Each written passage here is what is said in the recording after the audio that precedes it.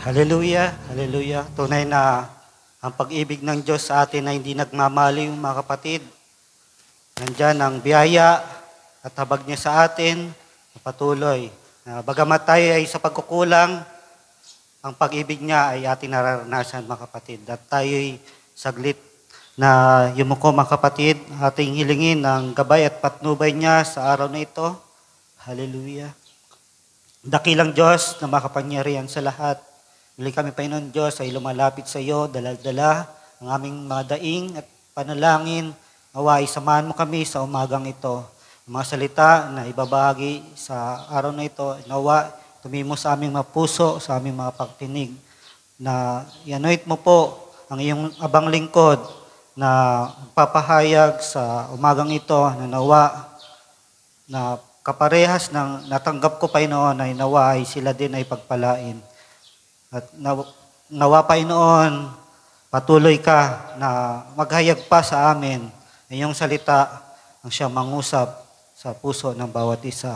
Ito ay aming hiling, dalangin, binabalik sa iyo ang pinakamataas na papuri, pasalamat, pagdakila sa tanging pangalan mo lamang, aming Panginoong Hesus Kristo. Amen. Amen. At bago tayo maupo, mga kapatid, ating buksan ang ating banal na kasulatan sa Isaiah chapter 64 verse 8. Isaiah chapter 64 verse 8. Ngunit ngayon, O Panginoon, ikaw ay aming Ama, kami ang malagkit na putik at ikaw ang magpapalyok sa amin. At kaming lahat ay gawa ng iyong kamay. Ang Diyos ang magpala ng kanyang salita, sabihin natin amen. At ay mahapon na, mga kapatid, isang pinagpalang umaga sa bawat isa. At ang paksa sa umaga ay kukunin natin sa main verse na binasa natin sa Isaiah chapter 64 verse 8. Kung titingnan natin ang English version, King James Version, "But now, O Lord, thou art our Father. We are the clay, and thou art Potter." God is our Potter, and we are the clay, mga kapatid. And we all are the work of thy hand. At sa PowerPoint presentation na aking inanda, ating papamagatan itong Sovereign Potter. Tunay na ating Panginoon is a sovereign God, mga kapatid. He is all-powerful. He has the power and authority to do anything He chooses within His creation, mga kapatid.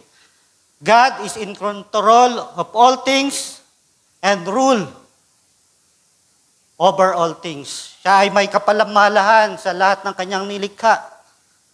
At dito, bilang Potter na magpapalayok, mga kapatid, tayo ay clay. At dito, para if we talk about Potter, mga kapatid, ating simulan sa pasimula sa Genesis, sapagkat sa simula, the very first thing na nakita natin ay yun yung the root of the truth, na kung saan pinapakita nito na ang ating Panginoon ay siyang Potter, mga kapatid. Sa Genesis chapter 2, verse 7,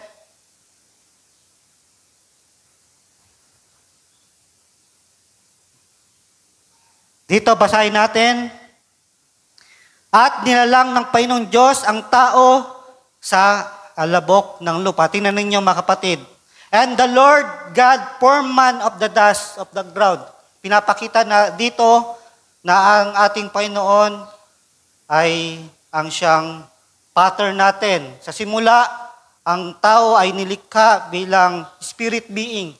At nung sa chapter 2 na, dito nilikha ang katawan. At dito, mula sa alabok ng lupa, at hiningan ang kanyang mga butas ng ilong, nang hiningan ng buhay, at ang tao ay naging kaluluwang may buhay. Dito makikita natin na siya ay pattern, mga kapatid. Mula sa alabok, dust, He formed the man. At dito sa verse 15, at kinuha ng Panginoong Diyos ang lalaki at inilagay sa lamanan ng Eden upang kanyang alagaan. Ibig sabihin, ano yung purpose kung bakit linikha ang tao, sapagkat hindi yan basta-basta na lamang naisip niya na likhain. What is the purpose? Kung titingnan ninyo, put him into the Garden of Eden to dress it and to keep it. What is that? That is service, mga kapatid. Yan ay paglilingkod. Gawa, mga kapatid, sapagkat every vessel that God has created has a specific purpose, mga kapatid. May purpose yan. At dito, bilang ang mamamahala sa mga nilikha ng Diyos ay ang tao. At dito, ang unang tao ay si Adan. At sa sunod na verse, dito sa verse 20,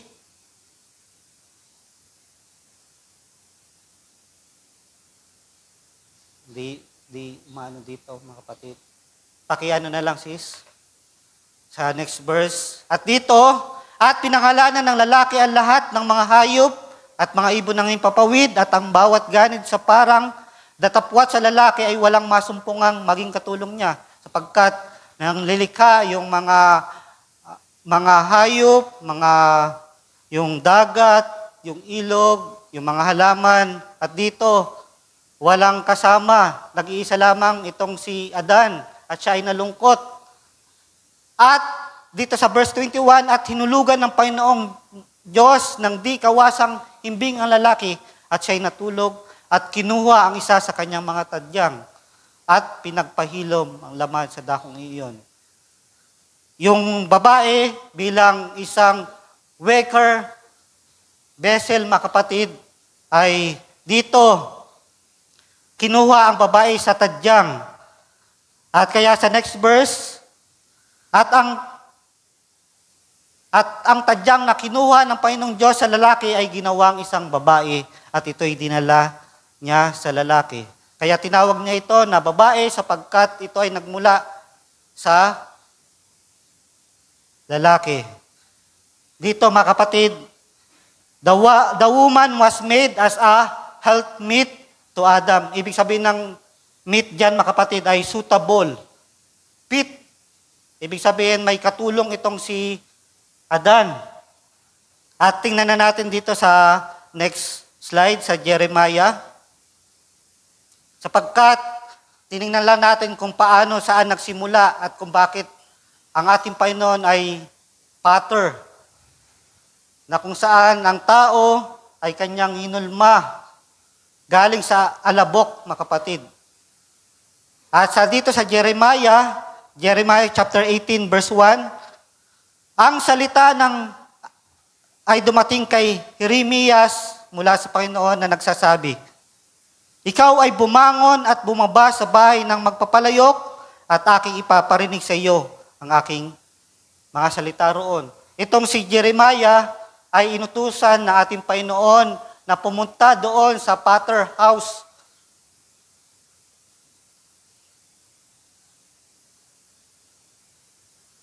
At kung titingnan ninyo, mga kapatid, si Jeremiah, nang may ipapahayag ang ating Panginoon, ay kumbaga, kung titingnan ninyo, mga kapatid, ito ay bago ipahayag ang salita, ang kapahayagan na nais ng Panginoon kay Propeta Jeremiah, kailangang papuntahin muna siya sa isang lugar, mga kapatid. Sapagkat tunay, mga kapatid, there are many times in our life that God has to bring us in a specific place, situation, condition, because God wanted to reveal something to us, mga kapatid. May mga panahon na pinapupunta tayo sa isang lugar, kondisyon, sapagkat nais ng Panginoon na makita natin ang maging totoo ito sa ating buhay para mas makita natin ang mga pangyayari. At dito, para ipakita ng Panginoong Diyos ang ang patungkol sa pattern, kailangang literal na makita ng kanyang mata ang ginagawa ng magpapalayok na ito. At dito sa verse 3, nang magkagayoy, bumaba ako sa bahay na magpapalayok at narito, siya'y gumagawa ng kanyang gawa sa pamamagitan ng mga gulong. Timing ang lahat, mga kapatid. Kung saan kalkulado ng Panginoon ang lahat. Nung pinapunta si Jeremiah sa magpapalayok na ito, siya ay gumagawa. Yung magpapalayok, hindi naabutan ni Jeremiah na nasa ibang lugar, kundi ito magpapalayok ay gumagawa sa oras na iyon. At gumawa sa pamamagitan ng mga gulong. Ano ang ibig sabihin ng gulong dito, mga kapatid? Kung titingnan ninyo, yan ang potter's wheel. At marahil ay hindi tayo pamilyar dito sa mga nung una, ganyan ang ginagawa, mga kapatid. Kung saan mayroon niyang foot pedal na ngayon kasi may mga machine na umiikot yan. Pero nung una, panahon, mga kapatid, sa pamamagitan ng pag-apak ng pedal, yan ay umiikot. Patuloy na umiikot yan, mga kapatid. At dyan, sa pamamagitan ng pressure ng kamay, hinuhulma ang vessel, mga kapatid. Sapagkat bilang nilalang ng Diyos na mananampalataya, tayo ay inalintulad sa isang vessel, mga kapatid. Isang sisidlan na kung saan ang magpapalayok ay ang ating Panginoon at tayo ang clay, mga kapatid. Our God is the potter and we are the clay. At dito, pinakita lamang dyan yung proseso, mga kapatid. At kung titingnan ninyo, nung pumunta si Jeremiah, he was obedient, mga kapatid. Sapagkat gusto niya malaman yung revelation patungkol sa ipapahayag ng Panginoon. Na sa oras na ito, ang bayan ng Huda, mga kapatid, ay nagkasala sa Panginoon Diyos. At dahil sa kanilang pagkakasala, sila ay papaluin ng Panginoon. Sila ay gagawing bihag sa Babylonia. At bago gawin yung bagay na yon, ay may pinakita muna ang Panginoon kay Jeremiah, mga kapatid. Katulad din natin, kung titingnan nyo ang pag-ikot na yan, mga kapatid, it represents the wheel of events sa ating mga buhay, mga kapatid. Diba? Katulad ng kasabihan, ang buhay ng tao ay parang gulong. Minsan tayo ay nasa itaas, minsan tayo ay nasa ibaba, mga kapatid. Diyan, mga kapatid, pinapakita na habang yung potter's wheel ay umiikot, may revolution yan, mga kapatid. Yan ay sumisimbolo sa mga event ng ating buhay. At kung titingnan ninyo, may mga pagkakataon na minsan linalagay tayo sa isang kondisyon, mga pangyayari na kung saan kailangan gawin ito ng Panginoon para ipakita, ihulma ang ating buhay, mga kapatid. At dito, nakita ni Jeremiah habang siya ay bumisita, mga kapatid, napansin niya dito sa verse 4, at nang mabasag sa kamay ng magpapalayok ang sisidlang putik na kanyang ginawa, ay gumawa siya uli ng ibang sisidlan. Tingnan nyo, hindi tinapon ng magpapalayok yung vessel, kundi ang ginawa niya, kinuha niya ito, pinulot niya ulit, at linagay sa potter's wheel para hulmahin muli, i-reshape, mga kapatid. At doon din, mga kapatid, katulad ng pangyayari sa ating buhay, mga kapatid. Minsan, hindi natin maunawaan na may mga dumarating sa ating buhay na tila ba hindi natin alam kung bakit yun yung nangyayari sa atin. Subalit, ang ating Panginoon, mga kapatid, He is serious of what He's doing, mga kapatid. Alam niya, He knows kung ano yung nararapat sa atin, na mabuti sa atin, mga kapatid. Na ang ating Panginoon ay, God is not playing with us. God is not experimenting with us, mga kapatid. Alam niya na yung bagay na ito ay he has a purpose, mga kapatid. At dito, para ma-achieve yung purpose na yon, kailangang hulmahin, mga kapatid. Diba? Dito, nagre-represent dito yung mystery of redemption na napapakita sa potter and clay, mga kapatid.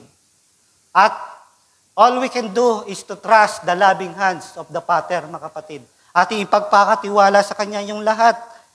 Sapagkat dito makikita natin na ang magkasala ang tao, mga kapatid. Nung una si Adan at si Eva, alam natin, mga kapatid, na nangyari bilang si Eva ay the weaker vessel, mas mahina.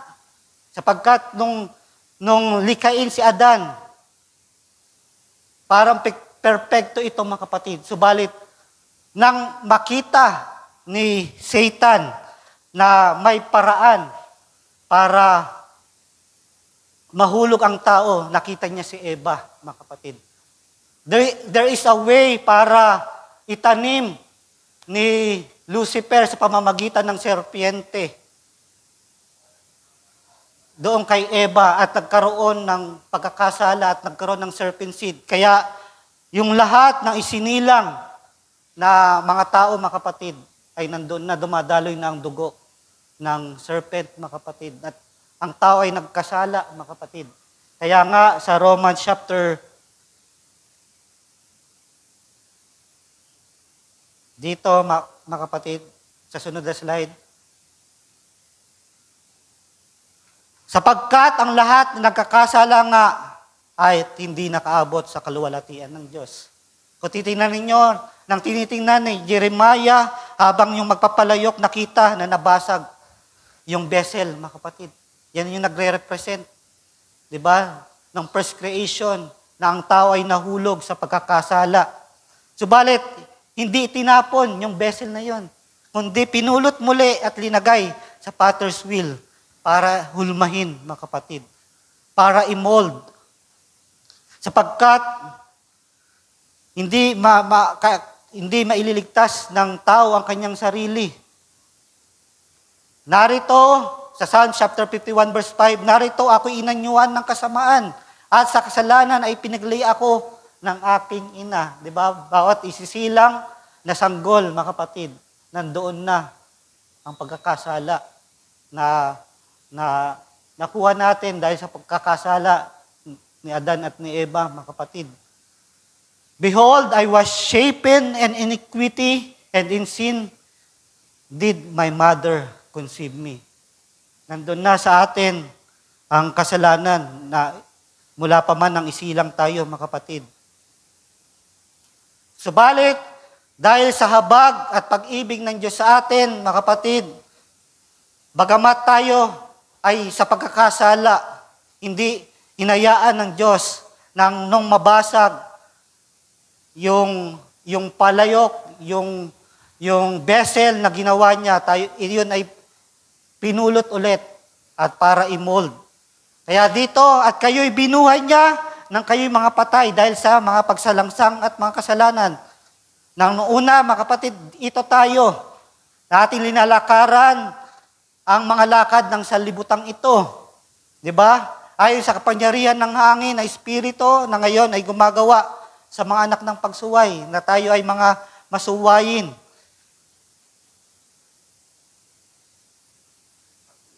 Sa sunod na slide. At dito sa verse 3, sa gitna ng mga yaon, tayo rin naman ng ibang panahon ay nangabubuhay ng kalayan sa ating laman. Wala tayong pagkakaiba sa mga tao sa labas, mga kapatid.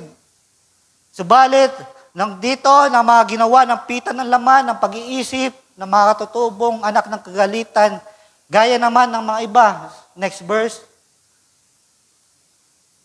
Subalit, ang ating sovereign Potter, ang sovereign God, ang loving God, ngunit ang Diyos palibhasa'y mayaman sa awa dahil sa kanyang malaking pag-ibig na kanyang inibig sa atin. Mga kapatid, tingnan ninyo yung biyaya at habag at pag-ibig ng Diyos sa atin, bagamat tayo ay marred vessel. Ano ibig sabihin ng marred? disfigure, mga kapatid, sira. Subalit dito, mga kapatid, bagamat yung vessel na yon ay ruined, damaged, ito ay pinulot muli ng ating Panginoon at inanyuan muli, mga kapatid. Bagamat tayo mga patay dahil sa ating mga kasalanan, tayo ay binuhay, nakalakip ni Kristo. Nandyan ang tayo ay na-rebirth, mga kapatid, na born again. Sapagkat yung firstborn natin, mga kapatid, dahil sa kasalanan ni Adan at ni Eva, mga kapatid, nandun na kaagad ang pagkakasala. Subalit kailangan tayo buhayin muli, mga kapatid, bilang espiritual na sa pamamagitan na tayo ay bilang patay, tinuturing na patay at tayo ay binuhay na muli, mga kapatid. At sunod na slide. At tayo ay ibinangong kalakip niya at pinaupong kasama niya sa sangkalangitan kay Kristo Jesus upang sa panahon na darating para ma-reveal, mga kapatid, na habang yung finished work ng ating Father ay ma-reveal, maihayag, sapagkat dito maihayag ang dakilang kayamanan ng kanyang biyaya sa kagandaang loob sa atin kay Kristo Jesus. Sapagkat tunay na ang Father ay hindi naglalaro, mga kapatid. Hindi siya is not playing with us, mga kapatid. Hindi tayo naparito para maglaro-laro lamang. God has a purpose to us, mga kapatid. Bilang siya ang pattern natin at tayo yung clay, mga kapatid. Ang magagawa lang natin ay ipagkatiwala sa Kanya. At dito sa sunod na slide, di ba? Sapagkat sa biyaya kayo'y nangaligtas sa pamamagitan ng pananampalataya at ito'y hindi sa inyong sarili. Sapagkat walang kakayanan na ang clay. Di ba? Maaring yung clay na yon ay magtatanong sa Father, bakit mo ako ginawa ng ganito? Di ba? Hindi niya kaya, wala siyang kakayanan na baguhin ang kanyang sarili, mga kapatid. Hindi sa pamamagitan ng mga gawa upang sino man ay huwag mapuri. Ito ay gift of God, mga kapatid, sa kanyang biyaya. Kaya tayo ay nangaligtas, mga kapatid. Sapagkat kung hindi tayo pinulot ng tayo ay mabasag, maruwen na bilang isang sisidlan, mga kapatid, ay di sana tayo ay patuloy sa pagkakasala, mga kapatid. At dito sa sunod na slide, di ba? Nung napagmasdan ni Jeremiah na nabasag yung vessel na yon, nakita niya na dinampot, ginawa ito muli ng Father. At minagaling na gawin ng magpapalayok. Sapagkat kung halimbawa kung ikaw ay kasama ni Jeremiah na titingnan yung bagay na ito, tatanungin mo ano kaya ang gagawin ng pattern na ito. Habang kayo ay nagmamasid, tatanungin mo si Jeremiah, ano kaya yung gagawin niya? At maaaring sagot ni Jeremiah, hindi ko alam, tingnan na lang natin. At dito nakikita niya na habang ginagawa iyon ng pattern, mga kapatid, may nasa isipan ng Father na gusto niyang gawin, mga kapatid. At dito, bilang ang ating Panginoon ay sovereign God, mga kapatid, alam natin, God has a purpose sa lahat ng kanyang gagawin, mga kapatid. At dahil dito, kapag alam natin na may purpose siya, nagbibigay ito sa atin ng comfort, mga kapatid, na alam natin na hindi tayo papababayaan ng ating Panginoon. He knows exactly what He's doing, mga kapatid. At dito sa sunod na slide, at sapagkat ito ang mangyayari, mga kapatid, nang igagawad na ang pagpalo sa bayan ng Huda, mga kapatid, ito, ipinahayag kay Jeremiah ang redemption ng bayan ng Huda. O sambayan ni Israel, hindi baga ako makagagawa sa inyo ng mga paggawa na magpapalayok na ito? Di ba ipinakita kay Jeremiah na bagamat nabasag yung palayok na ginagawa ng magpapalayok, ito ay ginawang muli. Narito kung paanong ang putik sa kamay na magpapalayok, gayon kayo sa kamay ko. Di ba kayo natutuwa sa bagay na yan, mga kapatid? Nang makita ni Jeremiah na nasira, na marred, na ruin, na damage yung vessel, ito'y ginawa muli ng magpapalayok. At doon ang ating pagkakatiwala, mga kapatid, na sa kanyang kamay, mga kapatid. Kung maunawaan lang natin ang bagay na ito, ang pagiging sovereign, na God is in control in all things, mga kapatid, makikita natin na ating maipagkakatiwala sa Kanya ang lahat. Na dalhin man tayo, minsan sa katulad ng pagpapalayok, di ba? Minsan yung pressure ay nilalagay dito, sa bandang dito, sa buhay mo, para gustong baguhin. Halimbawa, ikaw ay may attitude na ganito, wala pa sa iyo ang pag-ibig. At kailangan kunin ka ng Panginoon at sa bagay na ito ay kailangan kang hulmahin muli para magkaroon ka ng pag-ibig. At hindi lang yon, maging ibigin mo ang kaaway. At yon, mga kapatid, sapagkat dito tayo tinawag na maging katulad ng ating Panginoong Hesus, mga kapatid. Sa sunod na slide. Di ba?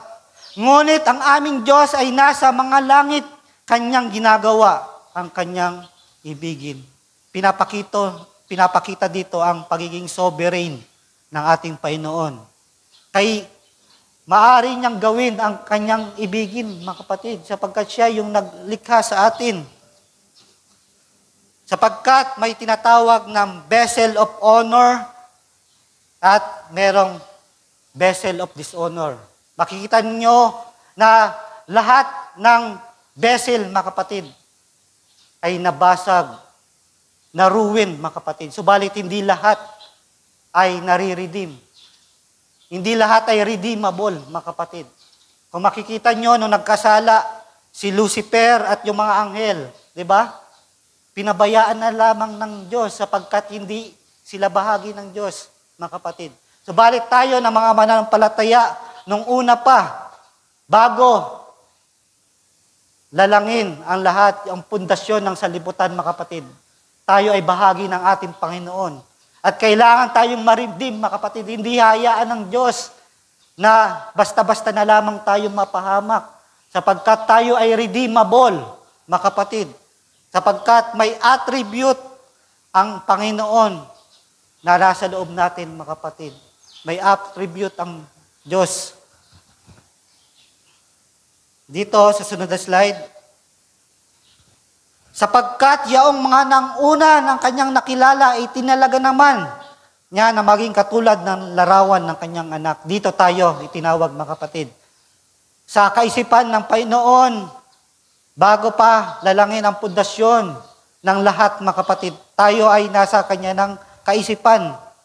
Itinalaga na tayo. We are predestinated to conform to the image of His Son. Para tayo ay maging katulad ng Kanyang anak na ang ating Panginoong Hesus, mga kapatid. Dito tayo, para tayo ay maging banal. Tayo ay maging mabuti. Maging katulad tayo ng ating Panginoong Hesus, mga kapatid. Sa sunod na slide. Sapagkat dito ipinahayag ng mystery of redemption sa pamamagitan ng potter and clay. Nang magkasala ang bayan ng Huda, ito ang sinabi kay Jeremiah sa verse 10, chapter 29, sapagkat ganito ang sabi ng Panginoon, pagkatapos na maganap ang 70 taon sa Babylonia, aking dadalawin kayo at aking tutuparin ang aking mabuting salita sa inyo sa pagbabalik sa inyo sa dahong ito. Bagamat sila ay dinalang bihag doon sa Babylonia, nangako ang ating Panginoon sa loob ng 70 taon, after 70 years, sila ay ibabalik sa lugar, sa bayan ng Israel, mga kapatid.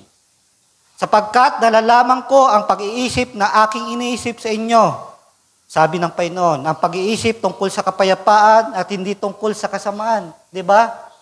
God has a purpose, mga kapatid. Bagamat tayo dumadanas ng mga iba't ibang bagay, mga kapatid, ng mga paghihirap, subalit,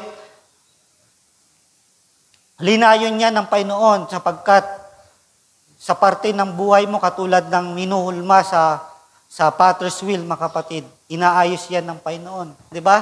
Kailangan lagyan niya ng pressure. Yung pressure na yon, minsan, kapag nararamdaman mo, katatapos ko lamang ng pagsubok na ito at meron na naman. Subalit, kung makikita mo lamang na ito ay ginagawa ng Panginoon sapagkat kailangan kang anyuan, kailangan kang hubugin sa paglago para maging katulad ng ating Panginoong Hesus, mga kapatid. Kaya dito, sapagkat pawang pag-asa tungkol sa kapayapaan ang hangad niya sa atin, mga kapatid. Sa sunod na slide, Romans chapter 9 verse 18, kaya nga sa kanyang ibig siya'y maawa at sa kanyang ibig siya'y nagpapatigas. Tingnan ninyo. Nung yung paraon, mga kapatid, pinagmatigas ang puso. Sabi ko nga, mga kapatid, there is a vessel of honor at there is a vessel of dishonor, mga kapatid. Ang Diyos ang masusunod kung yung taong ito ay para sa mercy, tumanggap ng mercy at grace, at meron namang tatanggap ng judgment, mga kapatid. Kaya nga, sa kanyang ibig siya'y naaawa at meron naman na siya ay nagpapatigas. Ngunit o tao, sino kang tumututol sa Diyos? Di ba? Meron tayong mga pagkakataon na question natin ng Panginoon. Minsan, kapag tayo ay hinuhulma, mga kapatid, nandun yung pagtatanong natin, bakit ito nangyayari sa akin? Di ba? Ganito minsan ang tao. Sasabihin baga ng bagay na ginawa doon sa gumagawa sa kanya, bakit mo ako ginawang ganito? Di ba? Marami tayong question sa ating buhay. Bakit ako sinilang na mahirap? Bakit ako dumadanas ng ganitong kahirapan? Subalit, di natin alam na bilang ang Diyos na ang Pater ay mayroon siyang ginagawa sa ating buhay. Hindi siya naglalaro, mga kapatid. Bilang tayo ay vessel of His mercy, mga kapatid. Nandoon, ang Panginoon ay gumagawa sa ating buhay. Sa sunod na slide, wala bagang kapangyarihan sa putik ang magpapalayok? Di ba ganyan ang sovereign God? Wala ba siyang karapatan na gawin ang kanyang naising gawin, mga kapatid? Upang gawin sa isa, lamang limpak, ang isang sisid lang sa ikapupuri at ang isa'y sa ikahiya. Di ba tingnan ninyo, isang limpak lamang yan, isang clay. Subalit, mayroon pala na buhat doon sa limpak na yon, may kukunin para sa ikapupuri at meron naman para sa ikahihiya, mga kapatid. Tingnan ninyo. Mapalad yung tao na mula sa isang limpak ay gagawing sisidlan sa ikapupuri. At tayo yun, mga kapatid. At mapalad tayo na inabot tayo ng pag-ibig, ng habag at awa na ating Panginoon. Sapagkat ganun na lamang yung pag-ibig ng Panginoon sa atin, mga kapatid. Sa sunod na slide, makikita ninyo dito yung mystery of predestination, mga kapatid. Romans chapter 9 verse 22, ano kung ang Diyos ay inibig na ihayag ang kanyang kagalitan at ipakilala ang kanyang kapangyarihan at nagtitiis ng malaking pagpapahinuod sa mga sisidlan ng galit na naghanda na sa pagkasira. Tingnan ninyo, may mga tao pala, mga kapatid, na ihayag ang kagalitan ng Diyos. Subalit dito, tingnan ninyo sa verse 23, at upang maipakilala ang kayamanan ng kanyang kaluwalhatian sa mga sisidlan ng awa. Doon naman sa mga vessel of honor, sila yung tatanggap ng awa at habag. Tingnan ninyo, may vessel of honor, may vessel of dishonor. May vessel of mercy, may vessel of judgment or vessel of wrath of God. Diba? At dito tayo sa verse 23, mga kapatid. Sisidlan ng awa na kanyang inanda ng una pa sa kaluwalhatian. Sa sunod na slide, o wala bagang kapangyarihan sa putik ang magpapalayok na para sa ikapupuri at sa ikaihiya. Sa sunod slide. Diba? Tingnan ninyo, katulad ng tanungin, maraming katanungan si Job kung bakit yun nangyari sa kanya, di ba? Yung nangyari kay Job, tila ba talagang nag-question siya sa ating Panginoon. At ito yung sagot ng ating Panginoon. Saan ka nandoon nang ilagay ko ang mga patibayan sa lupa? It talks about the pre-existence ni Job. Dito hindi pinapahayag ng Panginoon at kine-question ng Panginoon si Job kung nasaan siya nung panahon na lalangin yung mga bagay na ito. Sapagkat tunay ng panahon na ito, wala pa yung katawan ni Job dito, mga kapatid. Nasaan si Job dito? Nasa kaisipan ng Panginoon. Katulad din natin, mga kapatid. Mula pa ng bago lalangin ang lahat, maging pundasyon ng lahat, mga kapatid, nasa kaisipan tayo ng Diyos, mga kapatid.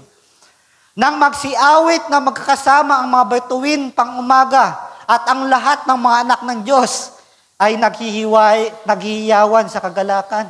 Nandun tayo, mga kapatid. Diba? Napasimula pa lamang. Sa sunod na slide, Ephesians chapter 1 verse 4, ayon sa pagkapili niya sa atin sa Kanya, bago itatag ang sanlibutan. Tingnan nyo, yung pag-ibig ng Diyos sa atin, mga kapatid. Bago pala itatag ang sanlibutan, tayo ay pinili na ng ating Panginoon. Upang tayo maging mga banal at mga walang dungis sa harapan niya sa pag-ibig. Diba? According as He had chosen us in Him before the foundation of the world. Diba, mga kapatid? Diba? Yung pag-ibig ba na ito, mga kapatid, na kapag tayo ay nagkasala, ibig sabihin, nababawasan ang pag-ibig ng Diyos sa atin? Hindi, mga kapatid. Iniibig lang ba tayo ng Diyos nang magpasimula tayong maglingkod sa Kanya? Hindi rin, mga kapatid, sapagkat bago pa man itatag ang sanlibutan, tayo ay inibig niya na, mga kapatid. Ang kanyang pag-ibig ay hindi nagbabago, nagmamaliw, mga kapatid. Kapag ikaw ay pinili niya na, ang Israel ay paulit-ulit na nagkasala, mga kapatid. Subalit, hindi nawala ang pag-ibig ng Diyos sa Israel. At maging man sa atin, mga kapatid, bago pa itatag ang sanlibutan, nasa kaisipan na tayo ng ating Panginoon. Diba? Yung pag-ibig na yan, mga kapatid. At dito sa sunod na slide, kung tayo hindi mga tapat, siya'y nanatatiling tapat. Tingnan ninyo, mga kapatid. Diba? Kung tayo paulit-ulit na nagkakasala, di sana, mga kapatid, tayo ay pinarusahan na. Subalit, nandoon yung patient ng ating Panginoon na habang inuulma niya bilang pater, mga kapatid, siya ay patient na tayo ay hubugin, mga kapatid, para sa kung ano yung kaisipan niya at yung finished work natin, yung workmanship niya, mga kapatid. Sapagkat hindi mapagkakaila sa kanyang sarili. He cannot deny himself, mga kapatid. Nung magkasala si Eva, mga kapatid, di ba? Hindi sinabi ni Adan na bahala ka dyan. Sapagkat sinabi na nga ng Diyos na huwag mo niyang gawin, pero ginawa mo pa rin. Hihingi na lamang ako sa Diyos ng panibagong asawa. Subalit hindi ginawa iyon ni Adan sapagkat alam ni Adan na bahagi niya si Eva, mga kapatid. He cannot deny himself, mga kapatid. At katulad tayo na nagkasala, mga kapatid, walang magagawa ang Diyos kundi siya ay magkatawang tao para tayo ay ligtas, mga kapatid.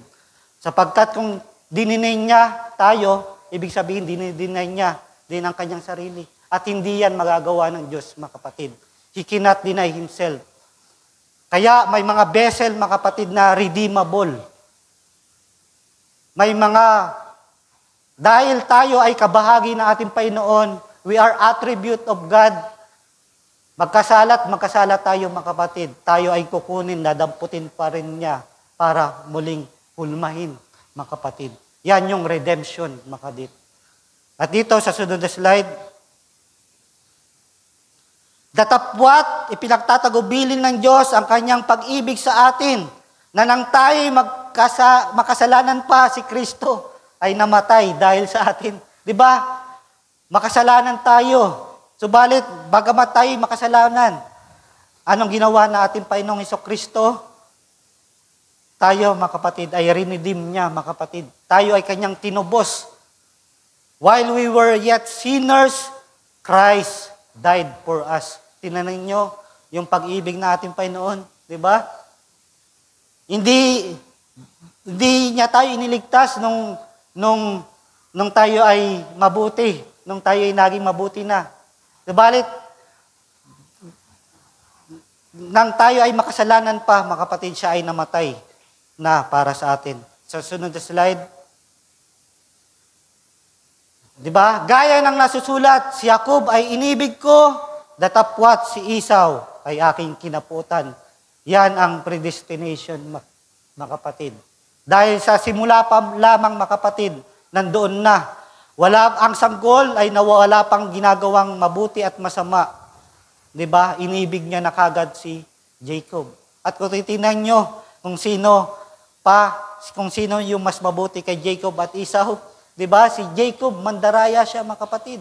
Subalit, dahil sa pasimula pa lamang ng kaisipan ng Diyos, inibig niya na si Jacob, mga kapatid. Darating ang panahon, mga kapatid, na si Jacob talaga ang lalakad sa katwiran ng Diyos, mga kapatid. At dito, kaya tayo bilang mananampalataya, alam natin na dadalhin tayo ng Panginoon sa paglago, sapagkat bilang siya yung pattern natin, mga kapatid, alam natin na tayo ay babaguhin niya, mga kapatid. Yung mga attitude na meron tayo, unti-unti yang hulmahin ng Panginoon, mga kapatid. To be conformed like the image of His Son, mga kapatid.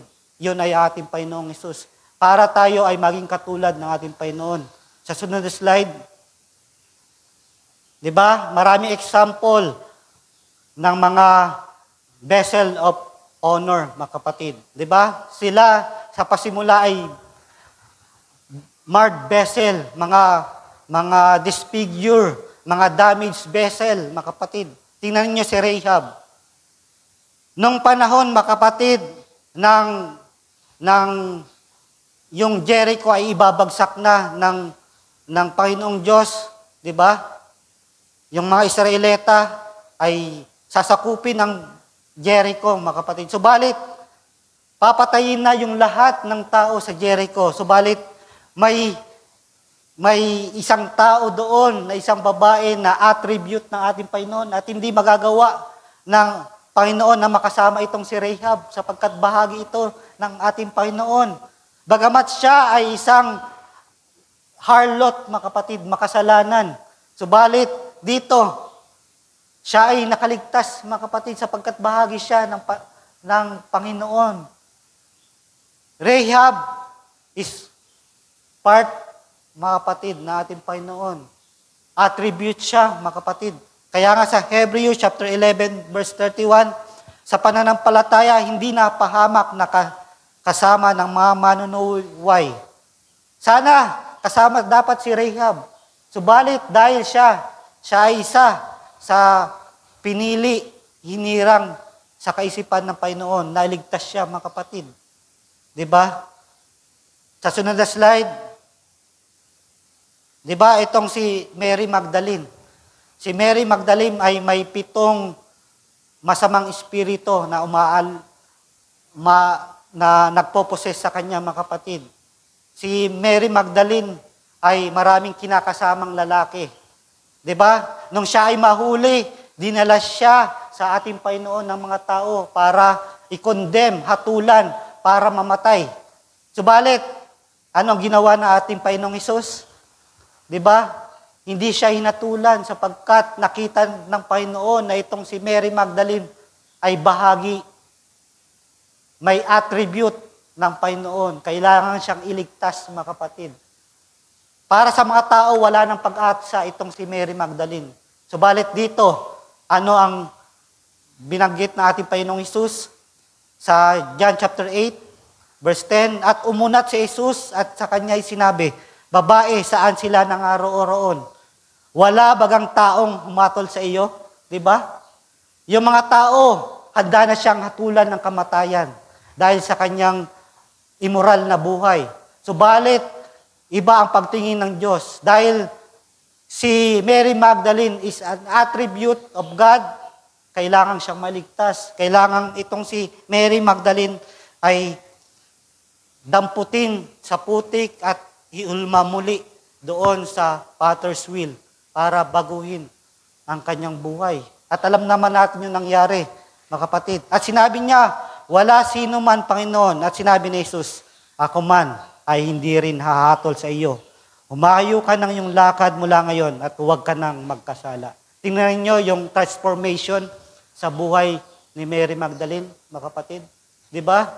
Mula sa pagiging makasalanan, nahatulan ng mga tao. Subalit, dahil siya ay kabahagi, being the attribute of God, mga kapatid, hindi siya kasama sa napahamak.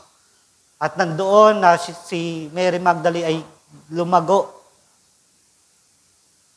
At another example, mga kapatid, ay ito si Samson. Next slide. Di ba? Another cracked vessel, mga kapatid. Another marred vessel. Damaged vessel itong si Samson. Sapagkat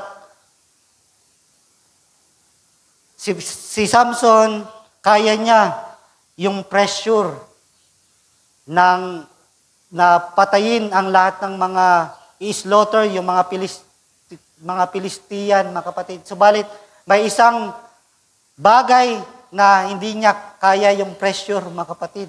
Yun ay ang babae.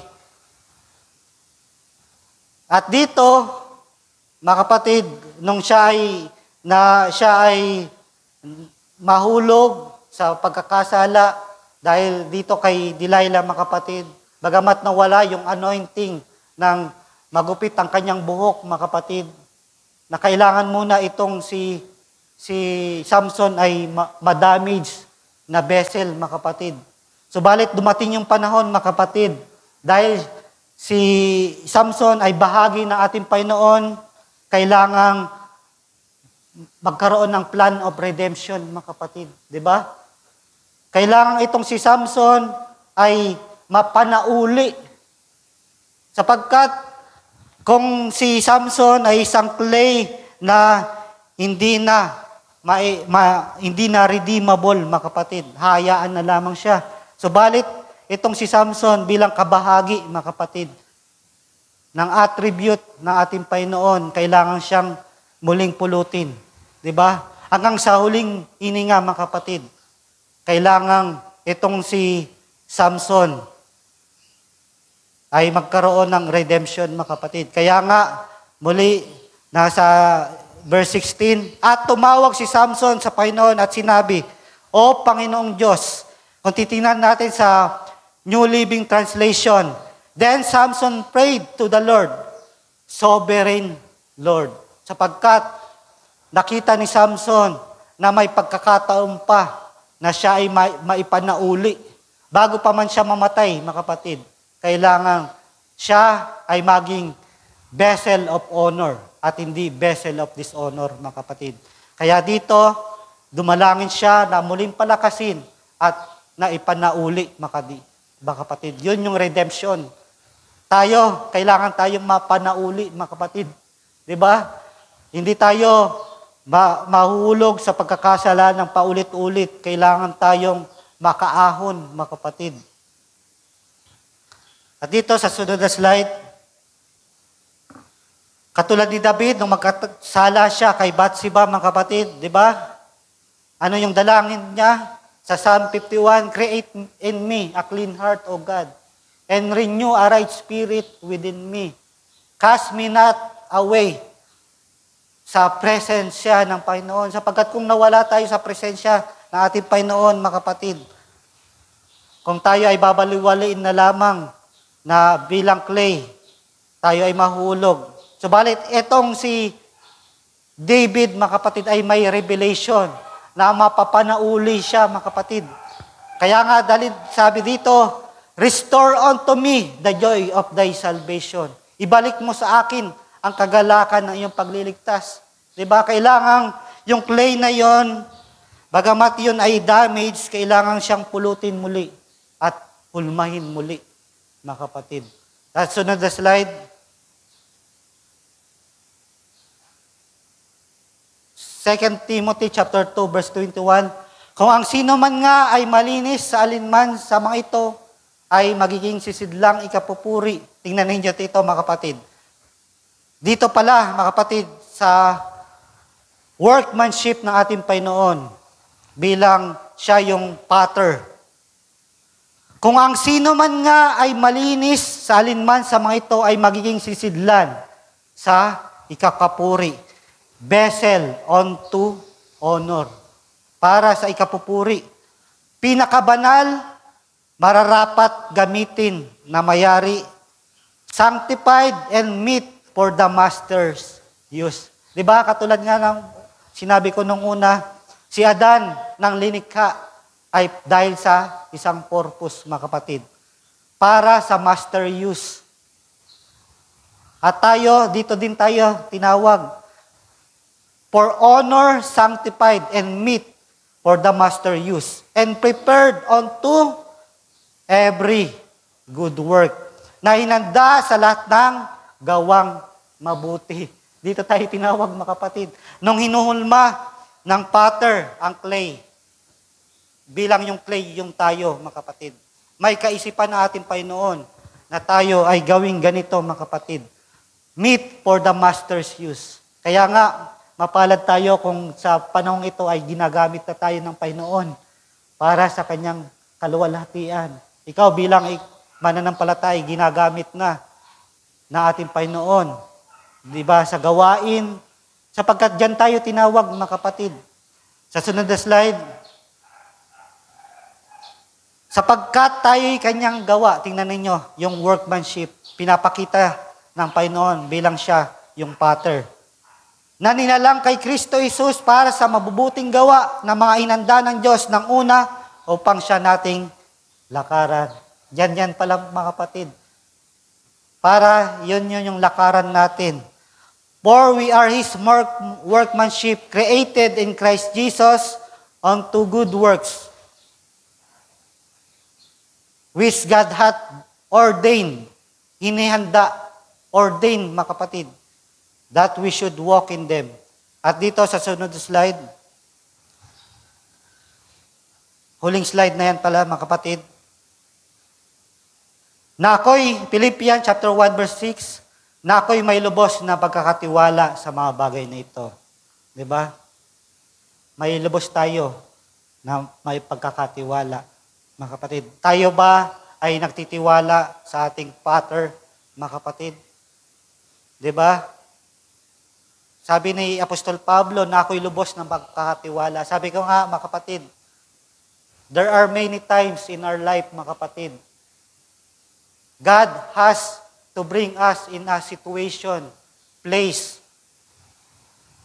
condition, sapagkat ang ating Panginoon ay may nais gawin sa atin. Maling sa bahaging ito, kanyang hinuhulma, kailangan gawin yung vessel na ito, kailangan yung thumb niya na magkaroon ng pressure. Minsan nilalagay pa ng potter yung kanyang weight para mahulma lamang yung clay na yon sa gustong gawin ng potter. At minsan, yung pressure na ito, nararamdaman natin ito. At minsan tayo ay nagrereklamo, mga kapatid, na katatapos ko pa lamang ng ganitong suliranin, mayroon na naman. Subalit hindi natin alam na ang potter na gumagawa sa atin ay sinadya talaga na tayo ay dalhin sa sitwasyon na yon para tayo ay hubugin, mga kapatid. Diba? Kaya nga tayo nandito. Ano sa palagay nyo kung tayo wala dito? Marahil kung ikaw ay nasa ibang lugar, paano mo mararanasan ang gawa ng ating Panginoon? Diba? Hindi nagkataon ang lahat, mga kapatid. Hindi ginagawang laro-laro lang ito ng ating Panginoon.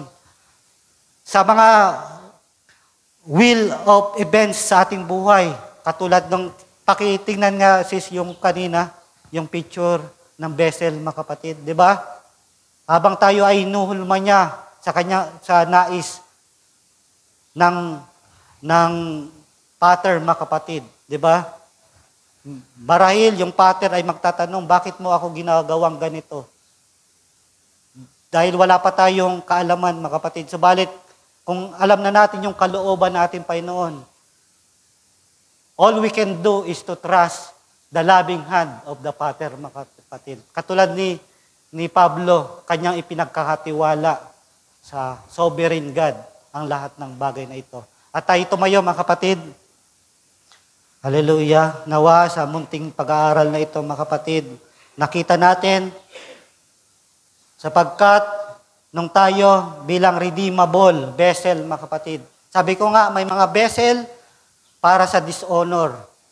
Yung mga vessel na yon na dishonor, hinayaan na ng ating Panginoon na magkasala at patuloy sa pagkakasala sapagkat hindi sila bahagi ng Panginoon. Subalit tayo bilang bahagi ng ating Panginoon, mga kapatid, bagamat tayo ay na-ruin, na-damage, na vessel, muli tayong pinulot niya at muling hinulma sa Father's will para tayo ay maging katulad sa gusto niyang mangyari sa atin, mga kapatid. Hallelujah. Hallelujah. Katulad ng aking nabanggit, mga kapatid, si Rahab, si Mary Magdalene at si Samson, mga kapatid. Sa tingin ng mga tao, wala ng pag-asa. Subalit sa paningin ng Panginoon, dahil bahagi sila, simula pa, bago pa man ang pundasyon ng lahat, mga kapatid, sila ay bahagi ng ating Panginoon. At hindi maaring i-deny ng Panginoon ang kanyang sarili. Dahil bahagi tayo ng ating Panginoon, mga kapatid, patuloy na siya ay gagawa sa atin. At hindi niya tayo papabayaan, mga kapatid. Hallelujah. Hallelujah. Tayo saglit na manalangin. Hallelujah. Salamat, Panginoon, sa munting pag-aaral sa araw na ito. Yan nga, Panginoon, na nakita namin sa iyong mga salita na kung paanong may mga sisidlan sa ikapupuri. Sapagkat tunay nga, Panginoon, na buhat pa man sa pasimula bago itatag ang sanlibutan, naroon na kami sa iyong kaisipan, Panginoon. Bagamat mga panahon na kami dumadanas sa paulit-ulit na pagkakasala, subalit tunay nga, Panginoon, na kami dinampot mo bilang clay para muli kaming hubugin. Kaya naman, Panginoon, bilang sovereign God, nandoon ang aming pagkakatiwala na ang lahat ng gagawin mo sa aming buhay ito ay para sa aming kabubuti. Magkakalakip-lakip. All things work together for good para sa amin, Panginoon. At alam po namin, Panginoon, na bilang bahagi mo, hindi mo kami pababayaan na tuluyang masira.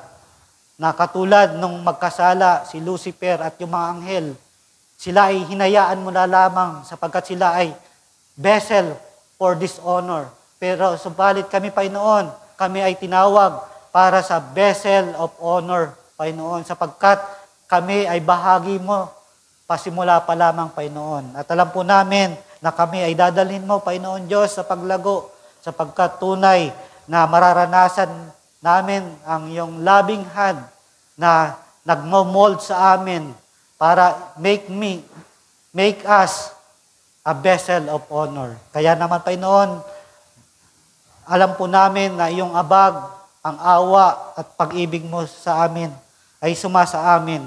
At alam po namin, Panginoon Diyos, dito mo kami tinawag para sa iyong kaluwalhatian. Hallelujah. Aming binabalik sa iyo ang papuri pagdakila, pagluwalhati, sa tawing pangalan mo lamang, aming Panginoong Hesus Kristo. Amen. Amen. At ating palakpakan natin, Panginoon.